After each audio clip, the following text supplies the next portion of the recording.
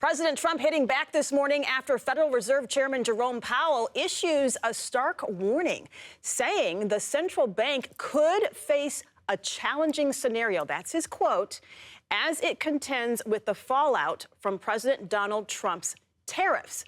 Now, that sounds very political, so President Trump then weighed in, and President Trump said, quote, termination cannot come soon enough. The EBC is expected to cut interest rates for the 7th time, and yet too late is what Jerome Powell said.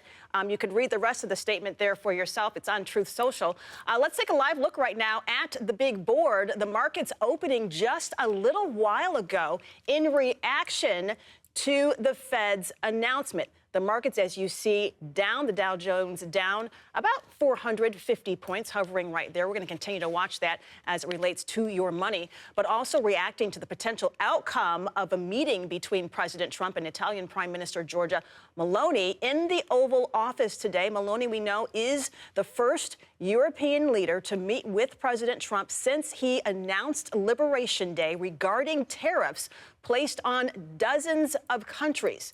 So here's the question. Could a deal with Italy be on the horizon? Let's bring in economist Michael Szanto. Michael, a lot of eyes on this meeting between the president and the Italian prime minister. So do you think Italy is going to be the first to cut the official deal? I'm not sure that they can, because obviously they're part of the EU. I would look more towards Britain, which removed itself from the EU, or Japan. I don't know that Italy has much room to maneuver here as part of the European Union, in all honesty. It's really interesting because President Trump touted a lot of big progress with Japan, especially in the trade negotiations that have been going on with that country this week. They weren't expecting him to be personally part of the initial discussions, but he did show up to talk with the Japanese delegation earlier this week. So far, the White House says this has been presented as part of offers from at least 15 nations for trade agreements. We can't say whether or not it's working yet, of course, but there's no deals, no outcomes. But are you hopeful, based on what we're seeing at this point, in terms of these trade negotiations being successful, or no? They have to be successful. President Trump and our country has found itself in a difficult situation, despite being the strongest economy by far in the world, and the most powerful country in the world, very strong economy, because all these countries at once. This is creating a problem. The tariffs have to be kind of reduced very, very soon. We're approaching a point in time that if the tariffs are not reduced, we're going to have big problems come Christmas and Hanukkah time, during the holidays in December, because orders and inventories start to be planned. So I think that's the problem. Too many countries at once, and they also know that. Japan is a very close ally, a very important trade partner. They value the relationship with the United States very well, and they're going to work with us on this. They're not perfect, of course. The one really bad player, of course, is China. But dealing with all these countries from EU, Japan, even Canada, it's not an insignificant small country. It's easy to think that with their population. This is challenging because it's all the countries at once. So it kind of gives these countries leverage, because it's like all of them against us at once. And they know the United States needs deals quickly, or else we're all in trouble, U.S. and the whole world. Yeah. If nothing's done, of course, we're hearing, and we now know that our country could be on the brink of bankruptcy. So the president's been saying that already billions of dollars have started flowing into the United States as a result of the tariffs that are already in place, the 10% tariffs. As we noted earlier, all of this back and forth is causing the markets to fluctuate. We've had some high highs, of course, but then we've also had some low lows. This morning, you can see it right there. We're on the lower end of where the fluctuations are, just hovering around 475 points below. So looking at this, people watching from home, looking at their money going up and down, we know that playing the markets is a long-term game when you do that. But the Fed came out and said that this is really dangerous for the U.S. markets. Do you see us stabilizing anytime soon? Because the president responded, noting, and correct me if I'm wrong, but noting that inflation is down.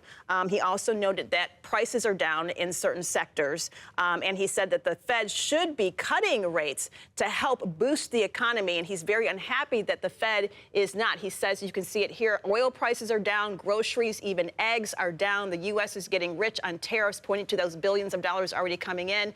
Too late, should have lowered interest rates long ago, but he should certainly lower them now. And he says the Powell's termination cannot come fast enough. So help us read between the tea leaves here. President Trump has no choice here politically because the midterms are going to come very fast. He can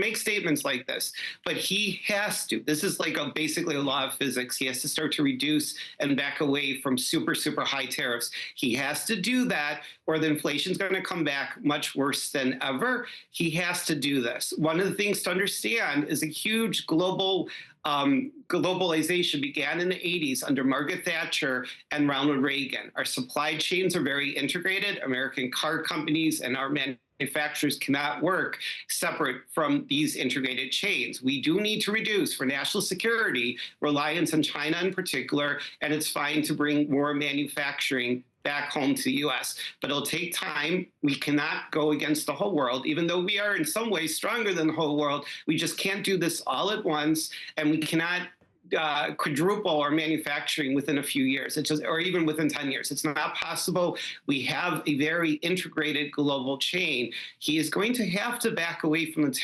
extreme tariffs, at least.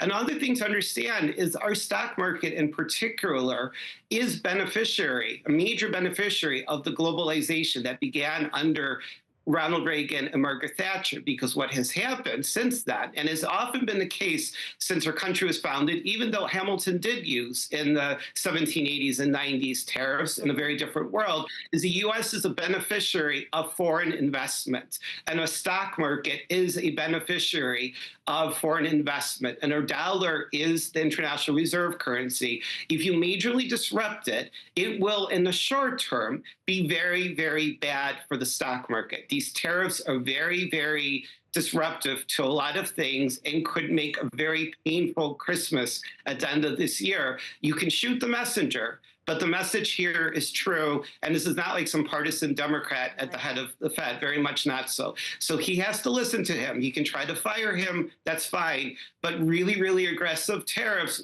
will cause a major global financial crisis. He's going to have to back away from that to some extent. Yeah. He just has to. And I think I would bet that he will. He can gain hopefully leverage and victories, but he's got to ultimately back away from some of these extreme tariffs. We're going to have very, very high inflation otherwise, and we could have a major financial crisis, the worst since 2008. And that's what the chairman of the Fed is warning about. All right. Well, thank you for helping us see this. And I guess no matter what side of the aisle you are, or no matter what side you are on tariffs, we all pray that hopefully it becomes equal in the end, and our economy does not suffer even more than it already has. Thank you so much. It's great to get your insight this morning.